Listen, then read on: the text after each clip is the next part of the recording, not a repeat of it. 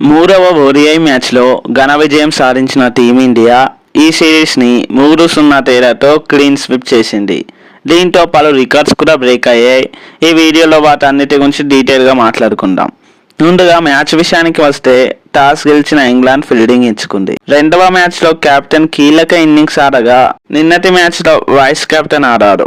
మొదటి మ్యాచ్లో సెంచరీని మిస్ చేసుకున్న శుభ్మన్ గిల్ ఈ మ్యాచ్లో 112 పరుగులు చేసి ఓవరాల్గా ఈ సిరీస్లో 2 హాఫ్ సెంచరీస్, ఒక సెంచరీతో 259 పరుగులు చేసి player of the series award గెలుచుకున్నారు.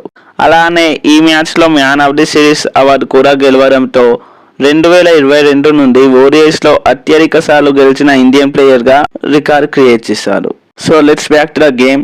ఈ మ్యాచ్లో కోహ్లీ, గిల్ మధ్య అలానే శ్రేయస్ అయ్యర్, గిల్ మధ్య 100 పరుగుల పార్ట్నర్షిప్స్ బిల్డ్ అయ్యాయి.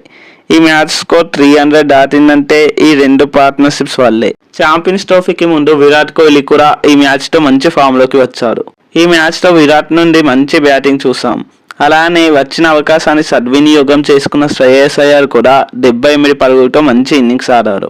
మొదటి 2 మ్యాచెస్లో నిరాశపరిచిన వికెట్ కీపర్ కేఎల్ రాహుల్ కూడా ఈ మ్యాచ్లో అయితే ఫామ్లోకి వచ్చారు.